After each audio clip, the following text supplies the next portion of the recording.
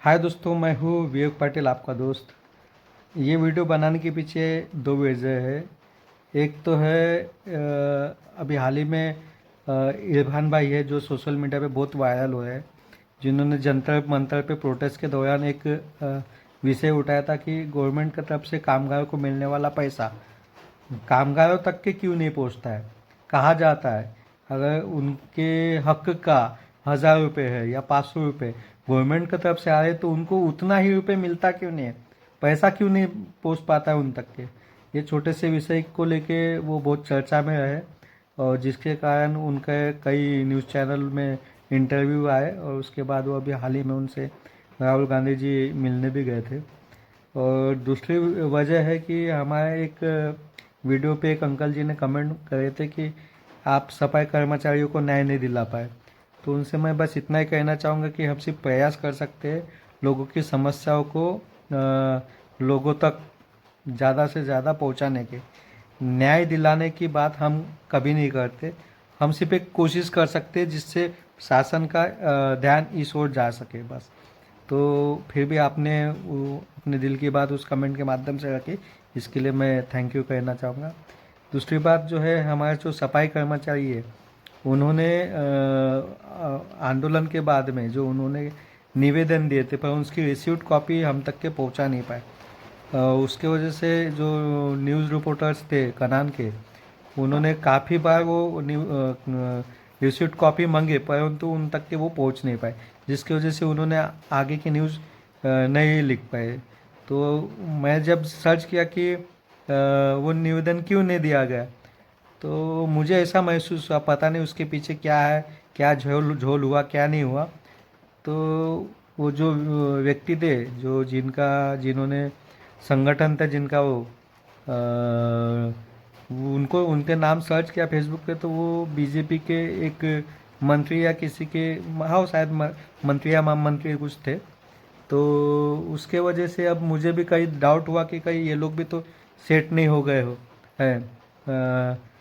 तो ऐसा हो सकता है क्योंकि इसके पहले भी जो उनके सफाई कर्मचारियों के जो नेता थे वो उन्होंने आज तक के कभी आवाज़ नहीं उठाया, जिसकी वजह से इतने सालों से उनका शोषण ही होते आया है। दूसरी बात थी कि एक माजी नगर सेवक है, उन्होंने उनसे बात किया था कि ये कैसा विषय है, तो उन्होंने डायरेक्ट ही बताया कि इसमें लगभग 3 से 3.5 लाख रुपए का झोल है करके।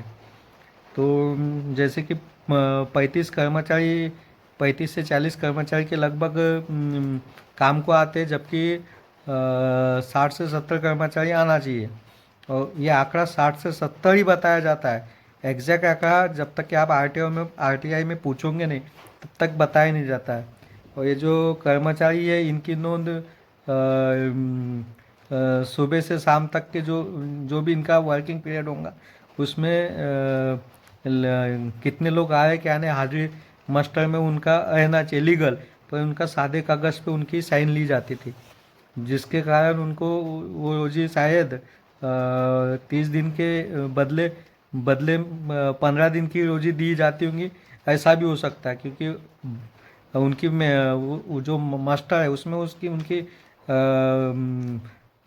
फुल रोजी लगा जाती होंगी रियल में, और इसमें हो सकता है कि आधी लगाई जाती होंगे। ऐसा कुछ ना कुछ तो झोल था उसमें। अब वो क्या है वो तो आरटीआई में अगर टोटल डिटेल निकाली जाएंगी तभी पता चलेगा, क्योंकि मौखिक रूप से ये लोग कुछ बताते नहीं है, जो कि आपको पता ही होगा।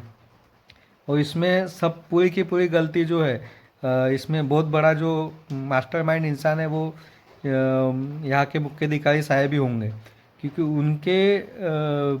उनके बिना इजाज़त के बिना 1 रुपया भी प्रशासन का, गवर्नमेंट का या फिर सामान्य जनता का, हाँ ये पैसा हमारा ही है, इधर से उधर होना पॉसिबल नहीं है। और जो मैं कहना चाहता था कि ये जो सफाई कर्मचारी है, कोई मांग गड़बड़ी समाज से आता है, कोई सिपा समाज से आता है, मतलब मैक्सिमम लोग जो है वो एससी समुदाय से आते हैं, जिसके कारण इन पे जो होने वाला शोषण है कहीं ना कहीं ये एट्रोसिटी कायदे अंतर्गत आता है, क्योंकि इनसे इनकी आर्थिक लूट की जा रही है वर्षों से। और किस तरीके से की जा रही है ये मालूम नहीं, खोज का विषय है जो कि इनके खुद के नेताओं ने इनकी आवाज़ उठाना चाहिए था, पर आज तक के किसी ने उठाया नहीं। वही इनको अभी नगर परिषद में निकाल देने की धमकियां दी जाती है। कई लोगों को जो जो काम पे वो थे, वो काम पे न रखते हुए दूसरे काम पे भेजा जा रहा है उनको, जिससे वो लोग परेशान है। पर वो लोग बताएंगे भी क्या, किसी को कह नहीं पाते हैं, दबी आवाज़ में अपने काम कर रहे हैं। अभी उनकी जो है, उनको जो पेमेंट है 21,800 रुपये मिलना चाहिए था, वो मिल नहीं रहा। इन्होंने आवाज़ उठाया है, तो जिससे आने वाले समय में जरूर इनको इनके हक का पैसा मिलेगा।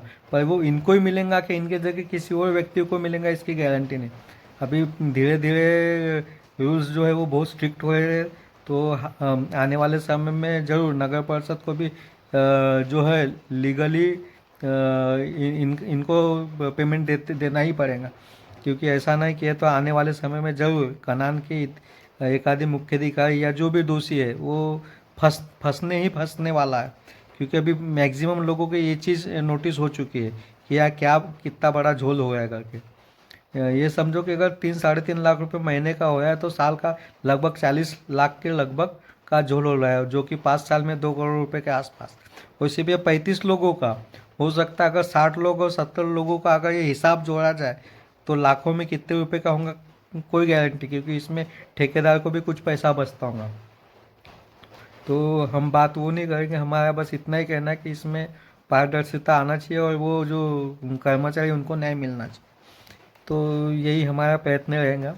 और जो हमने पिछला वीडियो डाला था उसको लगभग 85,000 के ऊपर ही लोगों ने देखा था। कई लोगों ने डाउनलोड करके शेयर किया था, जिसके वजह से हमको वो कमेंट में भी रिप्लाई आ रहे और कई जगह से मैसेजेस भी आते कि ये उनके तरफ भी तुम सर में बुट्टी बोई में, मतलब बहुत से नगर परिषद में यही चीज़ें चल रही है कि सफाई कर्मचारी को जो पैसा वेतन मिलना चाहिए वो मिल नहीं रहा है। यही हमारे लिए बहुत बड़ी उपलब्धि कि हमने वो आवाज़ उठाया। वो आज उसी का जो सभी तरफ जो भी कंट्रैक्टर में कामगार रहते हैं, कंपनियों में क्यों ना हो, वहाँ पे भी अभी ये विषय बहुत चर्चा में। आने वाले समय में और स्ट्रिक्ट हो जाएंगे कानून। तो हम गवर्नमेंट से जो भी अधिकारी मतलब संबंधित विभाग, कामगार विभाग के मंत्री जी है, उनसे भी रिक्वेस्ट करेंगे कि प्लीज़ इस ओर ध्यान दे के जो सफाई कर्मचारी हो या कॉन्ट्रैक्टर कामगार हो, उन लोगों को न्याय दे। क्योंकि उनके भी बाल बच्चे परिवार है, वो लोग भी 2 वक्त की रोटी के साथ खा के खुशियों से जीना चाहते हैं।